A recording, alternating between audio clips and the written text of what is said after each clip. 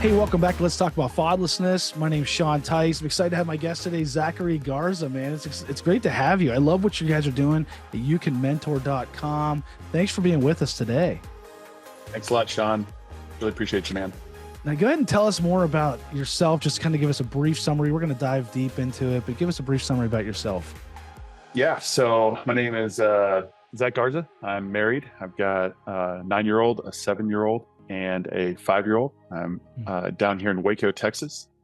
And yeah, just trying to do, different kinds of ministries that have to do with being a father, overcoming growing up without a father, and helping men mentor kids who don't have a father. So all things fathering, my man. That's me. When did you start You Can Mentor? Well, how long ago was that? I started You Can Mentor in 2019 as a side gig with my first not-for-profit. Okay. And so, yeah, kind of feel like the Lord has a tendency with me to anything that I have an opportunity to experience and kind of figure out how to overcome then he kind of gives me that and uses it as a tool in my tool belt. So I started a nonprofit, got the idea in 2009, became a 501c3 in 2011. And I had no idea how to run a not-for-profit. We mentored kids who didn't have a dad. And I didn't have the first idea about anything in regards to not-for-profit stuff. I didn't know how to fundraise, didn't know how to cast a vision, didn't know how to deal with a board or recruit or do any of that stuff. And just I had some men come alongside me and kind of teach me not only how to mentor, but how to run kind of a business. And so the heart behind You Can Mentor is we want to see every community in America have someone mentoring kids who come from harder places, right? So they don't have a dad, growing up in poverty, and we want to help equip and encourage people who want to start mentoring efforts, whether that's through a church or through a 501c3. And so that's how we started You Can Mentor. But yeah, so anything that anyone needs to mentor, we want to help them do that. So that's great. I love, and one of the things that you and I were introduced by Brian Johnson from Psalm 68:5 Ministries. Yeah. We both have worked with him and done different things. And one of the things I loved about your organization when I first heard of it is just the name, how simple it is. I love that because a lot of times we overcomplicate mentoring. I believe the devil overcomplicates mentoring, where he makes people think that it's such a complicated thing that it's just too much to get involved in, and so why even do it? And so I love the name You Can Mentor because it's just like, oh, okay, I can do that. I mean, it just makes it simple. Have you gotten a lot of responses like that?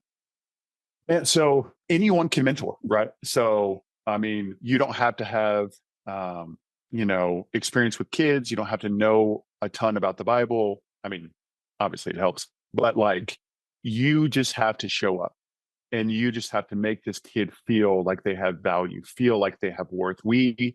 Our hope is that when a kid experiences you, they experience the person of Christ. And there's so many kids out there, especially kids who are growing up without a father, who need that attention, who need that affirmation, who need that acceptance, who just want one person who is in their corner, one person who loves them no matter what. And I feel like it's our call to love God and then to love others and then to make disciples. And a great way, a great opportunity to do that is by mentoring. And so that's what we did in our first not-for-profit. And then we are helping people do that with You Can Mentor. And so, yeah, just the more godly people in the lives of our kids, the better. That's kind of my philosophy. But yeah, man, it's super simple. Like just show up and support them, and you would be amazed at what the Lord can do with that. That's great. And now, I mean, we're going to dive into your book and everything like that, but just kind of staying on this track of mentoring. I mean, it's what impacted my life. I would not be talking to you right now if I didn't have these mentors in my life that poured into me. So I'm just looking at your website right now and how there's just images scrolling across these kids being mentored, and it just speaks to my heart because it's such a an amazing thing. So if there's somebody listening to this right now that is, they're curious about mentoring, what would you say to them on how to get started? Man, I think how to get started. I mean, there's a bunch of different ways to mentor, right? We have a podcast that's called You Can Mentor.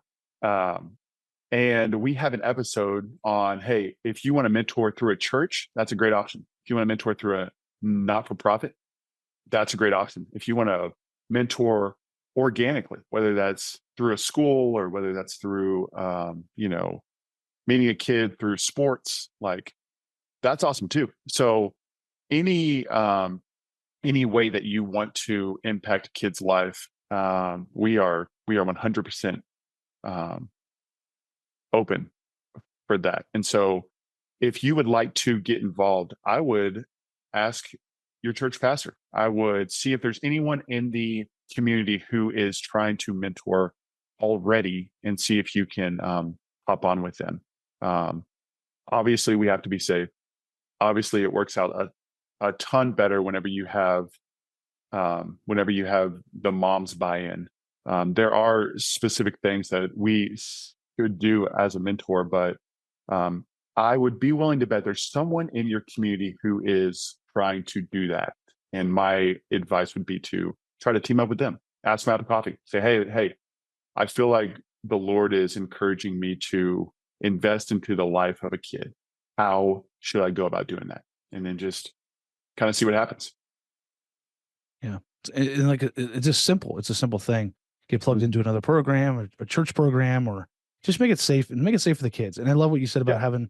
having the mom involved, making sure she's on board with it. That's so good. Yeah. And so we asked the question, who's the most important person in the life of this kid, especially if they don't have a dad around, right? It's mom.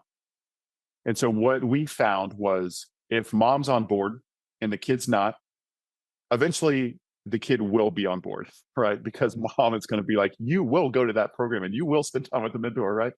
But if mom's not on board, but the kid is, right? The kid loves it. Oh my gosh, this is so much fun. I just love my mentor. But if mom's not on board, eventually the kid won't be either. So I say if you really want the most impact, it's not just serving the kid. It's serving the kid and building a relationship with mom. You aren't coming in and trying to fix this kid. You're coming in and you're building a relationship with mom and son. And so one of the mistakes that I made early on was I'm just going to spend time with the kid and I'm not going to worry about mom, right? But what the Lord kind of showed me was, hey, Zach, look, like I'm a father to the fatherless, but I'm also a defender of the widow, and I set the lonely in families. So this isn't you mentoring a kid. This is you and your family getting to know uh, a mom and her son, their family. So it's not one on one, but instead it's my family on their family. That is what I have found works best. So, but yeah, like what a great way. If mom is doing well, more times than not, the kid is too. If mom's having a hard time, more times than not, the kid is having a hard time as well. So, mom's super important.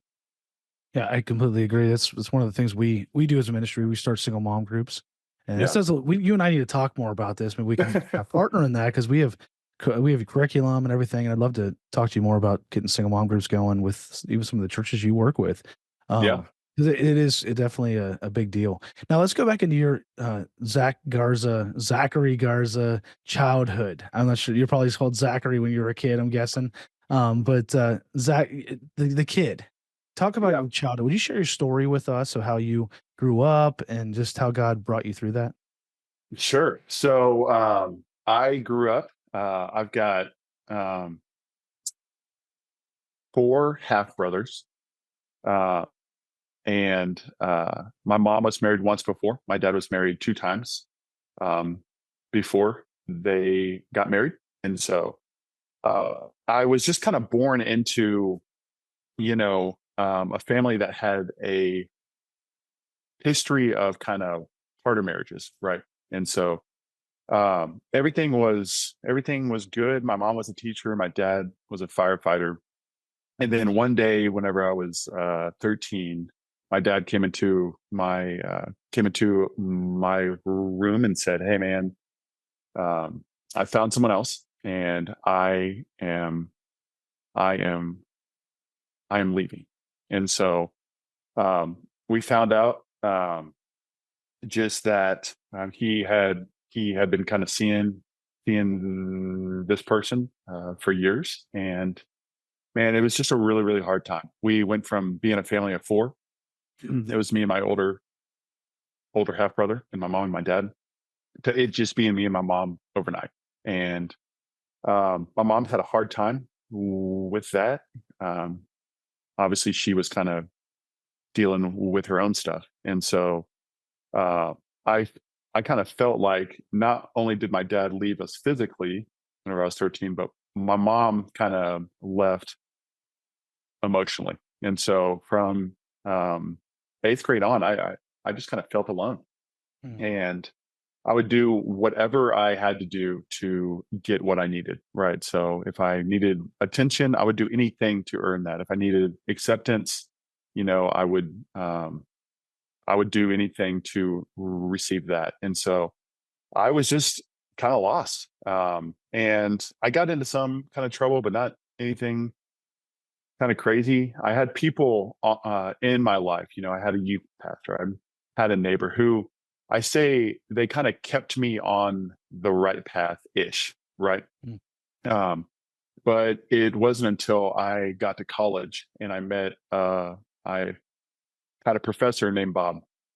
And Bob was what I would say the first man in my life who really I felt like he liked to be with me. He pursued me. Uh, After my dad left, I was filled with anger. I didn't like him. I had a hard time showing my emotion. I didn't like asking for help. I had a really hard time putting any kind of trust with other people. I mean, just all of the basic things that come with growing up without a father figure.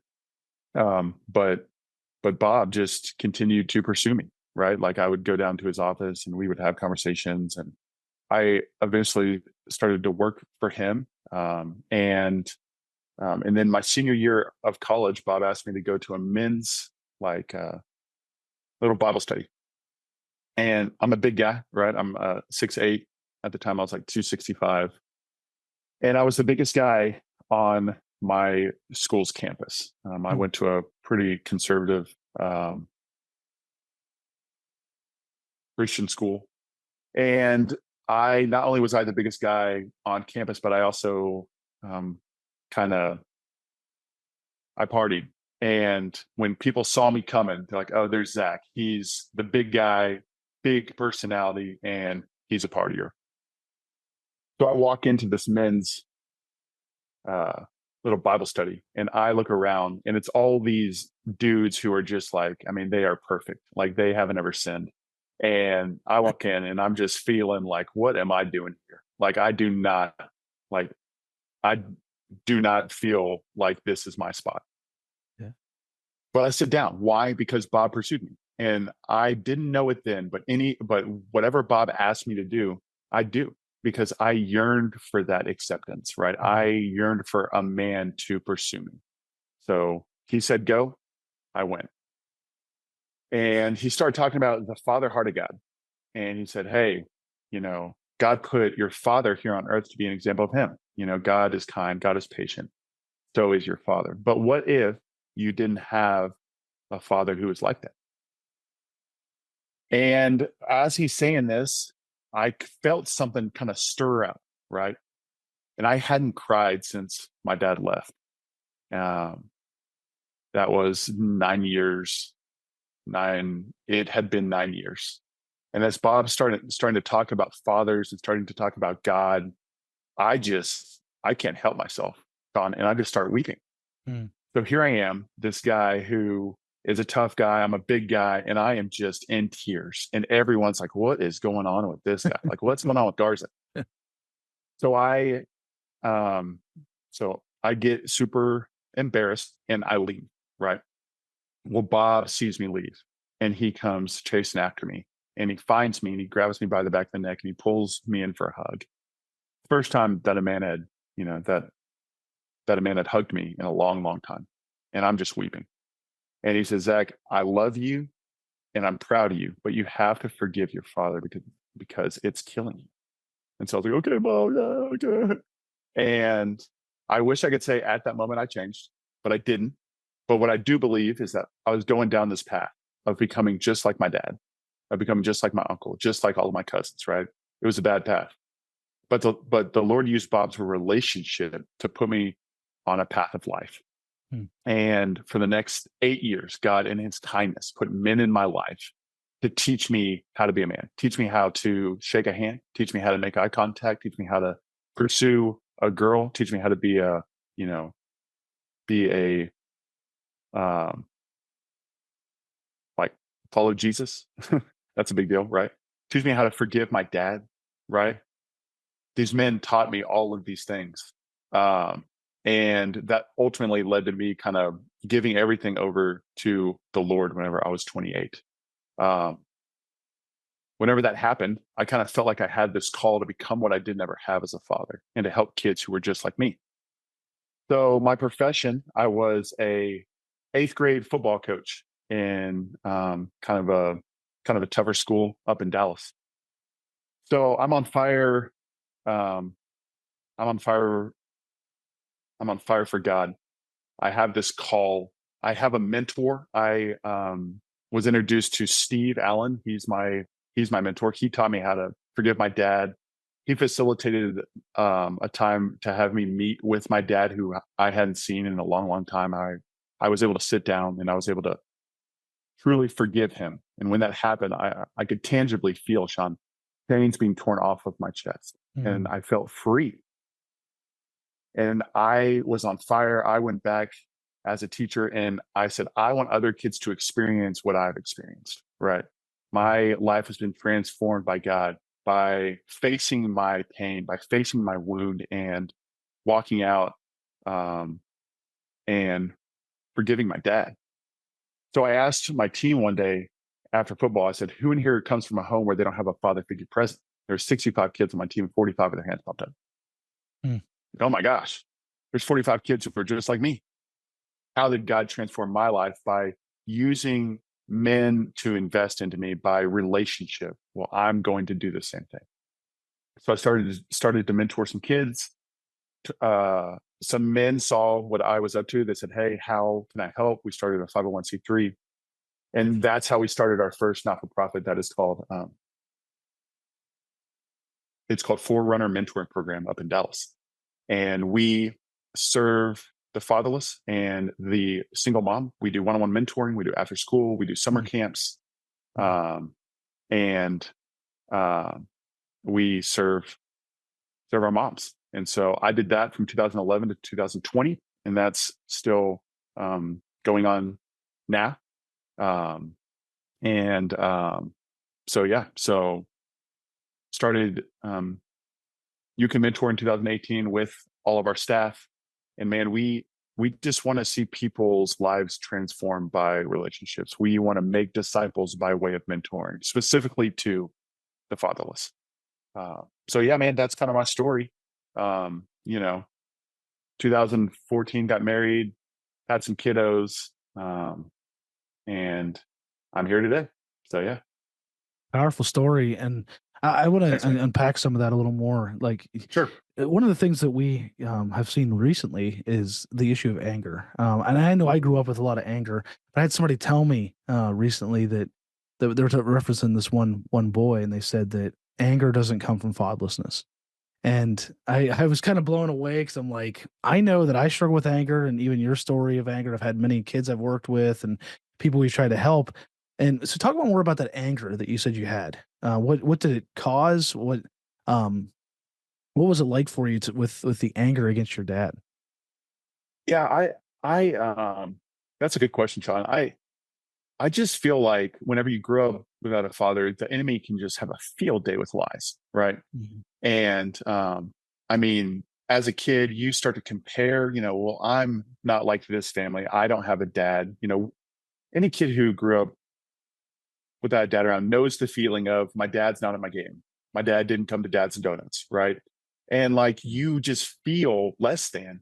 And when you feel less than, when you feel like you don't have worth, when you feel you don't have value, as a young boy, you just don't have a lot of ways to deal with that in a positive way. And so, like, I feel like getting angry is just really easy. And sometimes that anger comes outward, but sometimes it's inward.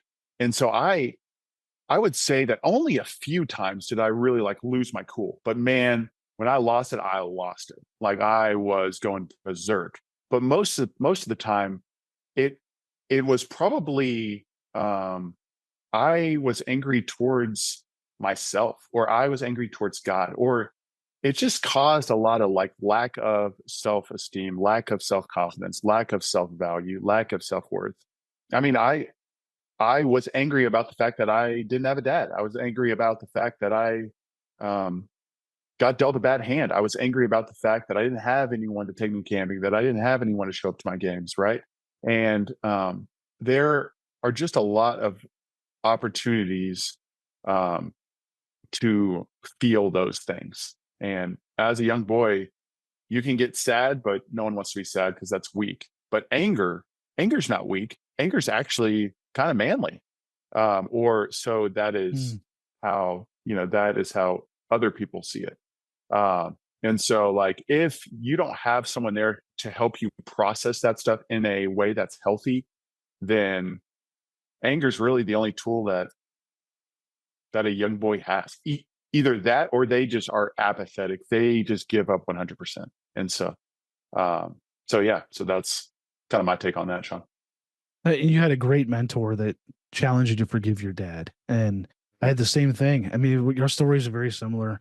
I had the same thing. I had a youth pastor that said, "Hey, you need to forgive your dad." And I didn't want to, but I forgave No, my no, dad. I wrote him a letter and told him I forgave him. Um, and it was, it was awkward because I never met him until I was 15 years old. And then I wrote him a letter, and then I have a whole story of forgiveness. I'm not going to get into my story, but unpack that more. What was that like to forgive your dad? Did you actually have a conversation with him? Did you just go to God with it? How did you handle that? yeah. So that's actually kind of a large part of my book. Mm. I mean, because like, who wants to forgive their dad? Like, that sounds like the most awkward, hard. I mean, it is messy. It's not easy. In fact, I I would say one of the harder, if not the hardest thing that a man will ever do. Mm. Um, but man, I had this guy Steve, and he just kept on like, Zach, you have to forgive your dad. You have to forgive your dad. And I was like, I don't want to. I don't want to. But man, there's something powerful about submitting, right? And when you submit and you surrender and say, okay, God, I'm not going to do what I want to do, but instead I'm going to trust that you put this man in my life to guide me and to instruct me. And I'm going to do what they say, especially if it lines up with the Bible, right? I mean, it's pretty clear that we need to forgive. It doesn't say forgive if. It doesn't say Mm. forgive if they're repentant, if they're kind, if they say, "Oh my gosh, Zach, I'm so sorry," right? It just says forgive. And so, man, I so desperately wanted freedom, Sean, that I was at this point in my life where I was like, man, whatever this guy tells me to do, I'll do because I've tried everything else and it didn't work. So I'm out of options. And so he encouraged me. He said, Zach, you need to call and you need to go see him. So I called him. He was down in San Antonio, and it was, it's, you know, my dad's a firefighter. Not the most emotional cat in the world.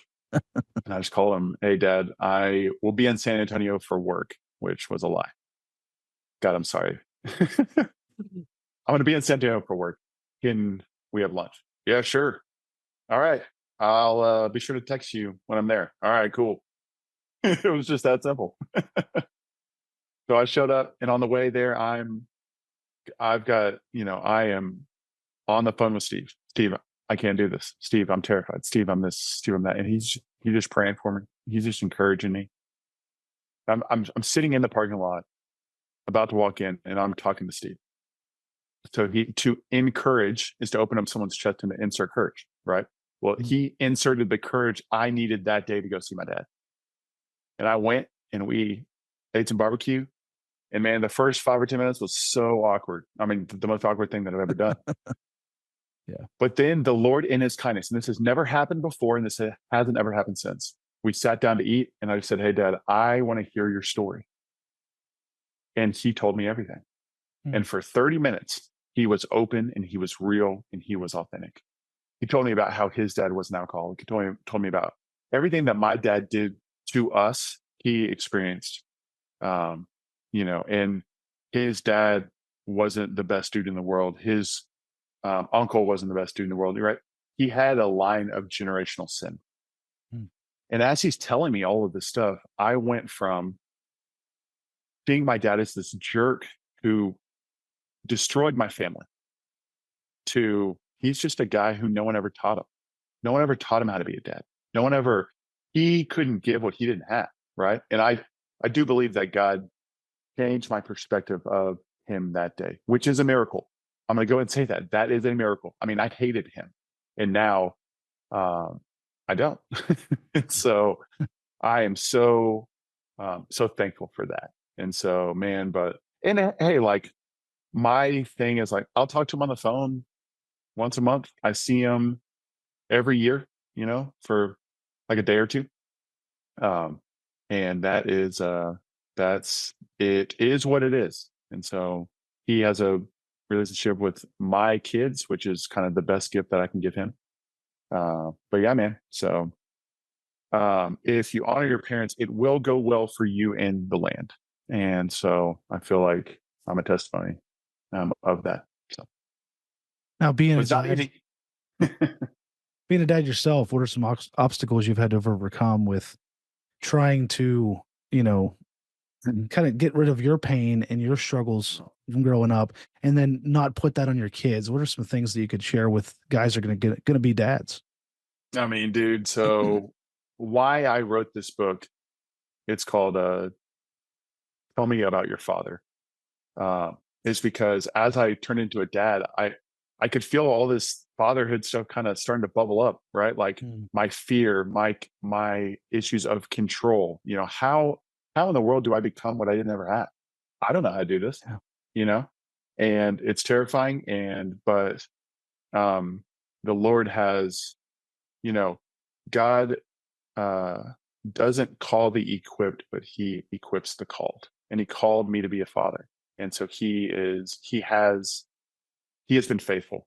And so, yeah, just like working on my anger, working on my marriage, right? I didn't ever see what it looks like to be a healthy husband. I didn't know what a healthy marriage looked like, right? So that is the focus is, man, if my marriage is good, then I'm a better father. If my marriage is bad, it doesn't matter what I do. I'm probably not going to be an awesome dad. And so how do I pursue my wife? How do I show compassion to her? How do I serve her? Right. And then just how do I be intentional with them? How do I put them above work? Right. How do I help them experience the Lord by them experiencing me? and and man, just like all of this father stuff, like so much fear, so much control, so much anger, so much I don't like to ask for help, so much self-reliance, right? All of that has to disappear if I want to be a good dad. And obviously I'm going to fall short. Obviously I'm going to sin. But as long as I keep my eyes on him. But this dealing with the father wound, man, it's like the gift that keeps on giving in a bad way. Yeah. And so, but it's kind of like, man, what a great way to be reminded of our need for God, right? To depend upon him and not on ourselves. Because as a kid who grew up without a father, I'm really good at depending on myself. I'm self-reliant to the max because I had to be.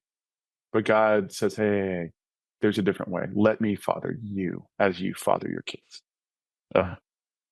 But yeah, man. So Yeah, that's so good, and to help dads out. I mean, honestly, it's a challenge. It really is. You mentioned about work balance. What are some things that you've implemented to? Because guys like us are, I think a lot of times we're driven because of the childhood we yep, had, and so we're trying to 100%. please God. We're trying to prove ourselves. And so, what are some things that you've implemented to make sure there is that work balance? Man, that's a whole nother story, dude. Like um, my first not-for-profit, I asked myself this question. I think someone asked it to me actually. Who is giving your best? And for those 10 years, it wasn't my wife and it wasn't my kids. It was the ministry. And that's not good, right? Like Yeah. I, yeah, my heart was 96% good, but there's 4% of my heart that was like, I really like the fact whenever people tell me how awesome I am. I love the fact whenever you're like, oh my gosh, you're doing such good work. You're helping out these fatherless kids. And what I found was the same attention, the same affirmation, the same acceptance that I had to have as a kid. Well, I was receiving it now as an adult, but just in a different way. Mm. And so, man, how can I get those things from God? Right? How can I love my wife first and foremost? How can I take care of myself? How can I not burn out? How can I keep my relationship with Him first and foremost? It's God, it's wife, it's kids, then it's ministry. And I had it the other way around. And that takes a ridiculous amount of faith. God, I am going to trust that instead of working 60 hours a week, I will only work 40. And I'm going to trust that you're going to still provide donors. I'm going to have faith that you're still going to show up, that you're still going to move in these kids' lives, right? There was a lot of fear that, man, if I didn't serve more kids, then people would stop funding me. Or if I didn't serve more kids, then these kids wouldn't experience you, God. But God doesn't need me. I'm so thankful that I get to be a part of what he's doing, but he doesn't need me. Anyone can start a nonprofit for these kids, but only I can be my wife's husband. Only I can be my kid's dad. Mm. And if I start the biggest 501c3, if I mentor 1,000,000 kids, but my wife and my kids don't feel loved, if my wife and my kids don't like me, that's a loss, man. That's a loss. And so, man, it took a long time to figure that out. Man, how crazy is it that I would serve the fatherless and the single mom, and at home my wife felt like a single mom and my kids felt fatherless. Yeah, that's so good. That is the enemy jacking with you, man. He can twist, he can pervert, and he wants to take you out. He wants to take you out, and if he can destroy your marriage, and if he can jack up how your kids see you, then he wins. And that's the easiest way for him to take out anything that we do. Because if we fail in our marriage, we don't have a ministry. Yeah, Period. End of story. yeah, So, but man, he had to teach me that, and it took a while. It's taking a while. I'm still having to learn that, but understand. uh, but man, he is good. He is good. That's so good. Well, we have about 3 minutes left. I just want to wrap it up with your book. We've talked about it a little bit, but your book, tell me about your father, came out in Mhm. April. So it's a new book. I want to encourage people to go and search for it is it on Amazon Oh and yeah, different places like that. You can go to zachgarza.com, definitely check out this book. But tell us, we have about, like I said, about a little under 3 minutes left. Tell us more about your book and get people engaged in that. And then also any other resources you want to share. sure. So the book it was written for me before I dealt with my father wound. So it's a guide on the journey of dealing with growing up without a dad around. How do you prepare for the journey? How do you pinpoint ways that your father wound is negatively impacting your life? How do you process that in a healthy way? And then how can you start to start proclaim what God has done? And then how can you help other people experience that same kind of freedom? So, man, it's all about dealing with the father wound. So, I encourage you to pick it up. Hope it helps you. Um, I hope it helps you deal with your father wound and help you see God as the perfect father that he is. You can find out more, on my podcast. It's called You Can Mentor, because you can mentor. And man, we talk about all this stuff because God is a good father. He is a father to the fatherless. He's a defender of the widows. He sets the lonely in families. And man, family is good. And so I want to help people experience that. I also have a thing that helps encourage men to be positive fathers. And you can find out more at www.raisingupfathers.com. We have a thing every year that encourages men in their roles as husbands, fathers, and sons, and surrounded by a bunch of brothers. So that's me, man. That's great. You have some great resources. Your ministry's awesome. Your story's awesome, man. I just want to encourage you to keep going. I appreciate what you do, and maybe we can look at ways we could partner. But just thank you for being on with us today, Zach. You've been such an encouragement to me, and I believe to our audience as well. Thanks, Sean. You're awesome, buddy. Hey, thanks for checking out this episode of Let's Talk About Fatherlessness. We want to now challenge you to take the next step by either starting a single mom community group in your church or with your ministry, or by joining our network of God is My Dad churches and ministries. Isn't it a great experience to be able to start a single mom community group?